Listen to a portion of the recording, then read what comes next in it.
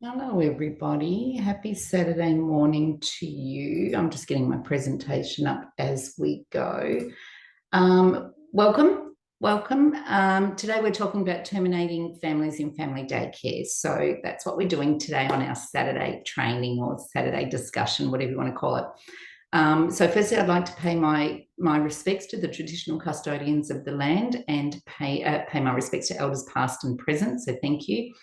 Also, just a quick reminder to subscribe to the YouTube channel. Just helps keeps things free and up and running and those sorts of things. And I'm just going to quickly tell you a little bit about me. So my name's Jodie Signorino, and I've been working in the education and care service provision sector for over 35 years.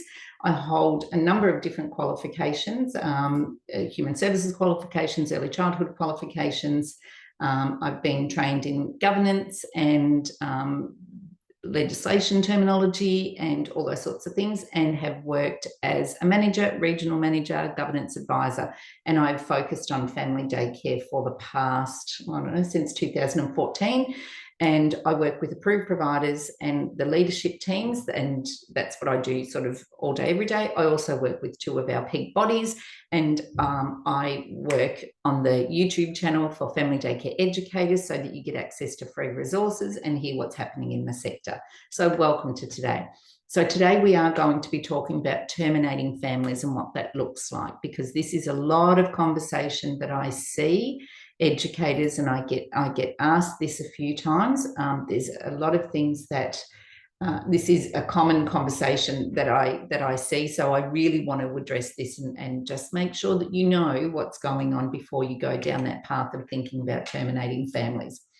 Now, there is an agreement in place between families and the service provider. So that agreement is in place to make sure that families, do pay their fees, or that families do provide their authorizations, or whatever that needs to look like. But there is definitely a business arrangement in place. Now, I don't know whether did I tell you a little bit about me? If I didn't, don't worry. You can, as you go through, I'll just leave this for 4 seconds and you can read that as I go. All right. This is one of the reasons I was speaking with an educator this week around terminating a family. So the family daycare educator had a family that had been there for a little while, a number of months, and was saying to the family daycare educator, you don't post enough of my child. I see other posts of other children. I need to know what's going on. Can you post me a little bit more frequently? Can you just let me know when you change their nappy? Can you do this? Can you do that? Now, after speaking with the educator,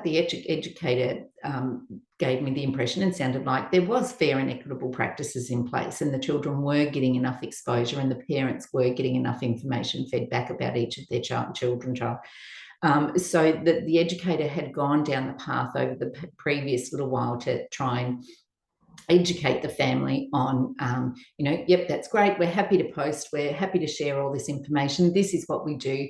However, we can't be doing too much of that. So the educator was trying to explain to the family that there are boundaries around that, because the educator, particularly being a family daycare educator on their own, cannot really they've got to be actively supervising, or they've got to be adequately supervising children. So that there was this, so within this relationship, they're trying to come to some kind of arrangement. Now, at this point, it's not working for either of them. The parent wants more than the family daycare educator really wants to give, based on the dynamics of running an educational program from home. And both of them have valid points, and both of them need to come to some kind of arrangement. But the educator's solution to this problem was, because they couldn't come to an arrangement, and in my opinion, this is still early days, the child's only been there in months, so that's still early days, was to terminate the family under the premise of, I can't meet this family's needs, and da-da-da. So the educator was obviously feeling a little bit challenged by that, or maybe even confronted by that. It was feeling uneasy about that. And the family member was becoming a little bit more demanding around that. If it does come to that point where, as a family daycare educator, you're like, I don't know that I can do this family, like this family is demanding too much, or I'm not sure where this is going to go. I've used all the strategies that I have. I don't know what this looks like. Then that is really a time where you would involve your service provider. That is up to your service provider. The agreement sits between the family and the service provider. So it should be there for the service provider and the leadership team to manage that and see what that looks like. Now, I just want to be mindful to say none of what we talk about today means that as a family daycare educator, you need to feel disrespected, that you don't get paid. We want, God, I hate it when I hear that you guys don't get paid. And you shouldn't feel unsafe in your home and all those sorts of things.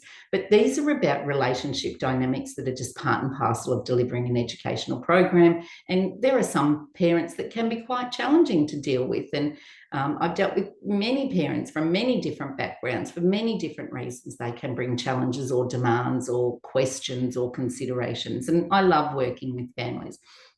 So by getting the leadership team involved, you would still be able to nurture that family without you being the face of challenging the policy, or without you being the face of challenging them. So yes, you are the one that works with the family, or every day, all day. But if you come to a blocker in your relationship and you don't have the skills or abilities, or that you're not sure where to go next, absolutely involve the leadership team. The approved provider holds that agreement between the family and the service.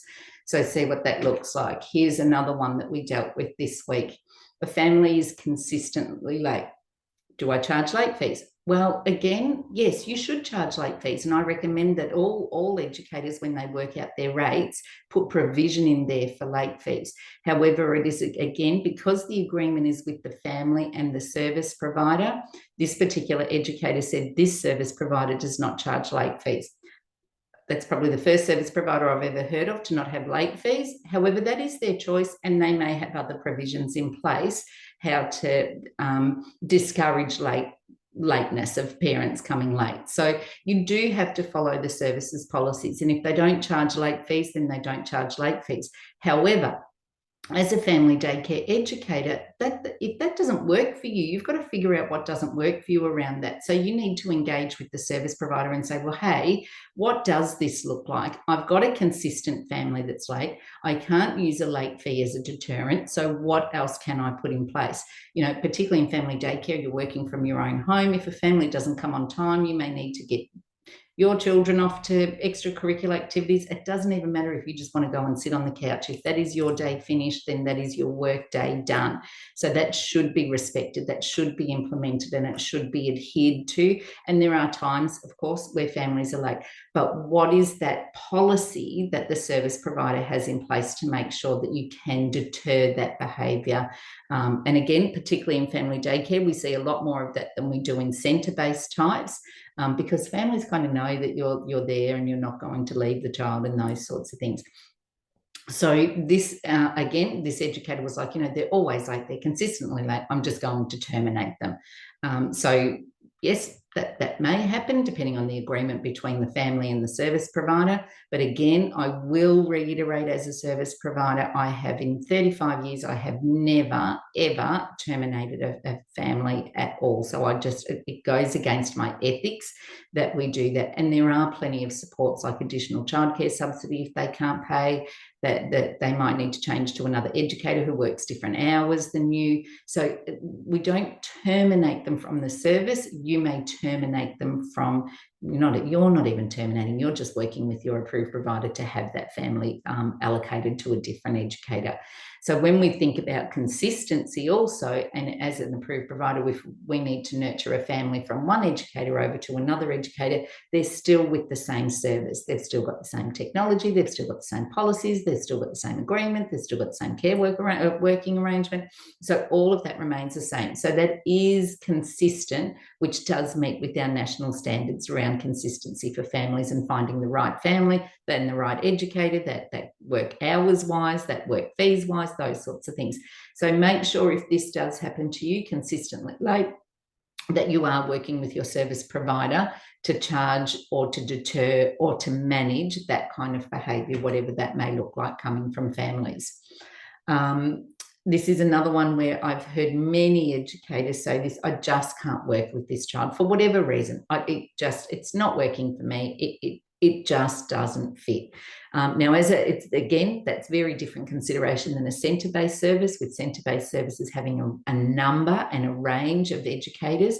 With family daycare, you're by yourself. So we would really recommend, if you're not connecting, and that will or may show through, it may or may not, but that might bring a different set of challenges for family daycare educators. And often that's where we see, I'm going to terminate this family. But again, that is where the agreement sits between the family and the service provider. So you would engage with your service provider, call them up, call them out, do whatever it is you need to do, and say, this is what I want to do. This is not working for me. And the service provider will manage, support, and help that family find a more suitable educator within the service for them. Again, keeping that consistency in place. So ethics and principles, we don't terminate. We support families to find the right educator, the right environment, the right type of care for them. And we work on our policies to make sure that if families are late or any of those sorts of things, that we've got policies to support families. And we've definitely got things in place to make sure that if educators are working overtime, they're actually getting paid or rewarded for that work overtime. And what does that look like? So yeah, definitely. I'm going to put some additional links in here just in case you want to get in touch, or if your questions are a little bit more specific, I can answer those for you. Now, when I work with approved provider, which is my day-to-day work, I can help approved providers put policies in place for this kind of thing and put strategies in place for supporting family daycare educators if they can't work with a particular family for whatever reason, and making sure that those families are supported throughout the service. And again, we have a lot of external supports that can help us. We've got inclusion support agencies, which is what I work for. We've got additional childcare subsidy if families need additional money. We've got additional supports for families if families are feeling overwhelmed about their child being in care. Whatever that reason is, we can access those supports. So there's a lot of support available out there for family daycare educators and service providers to make sure that families are not terminated from an education and care service. They are supported within that service. So if you've got any questions, jump on board, let me know. Enjoy the rest of your weekend. This will be the last one for me this year. So have a great holiday, whatever that looks like for you guys. Enjoy your time off, and I will see you back here bright and early in the brand new year. So see you then. Bye. Bye.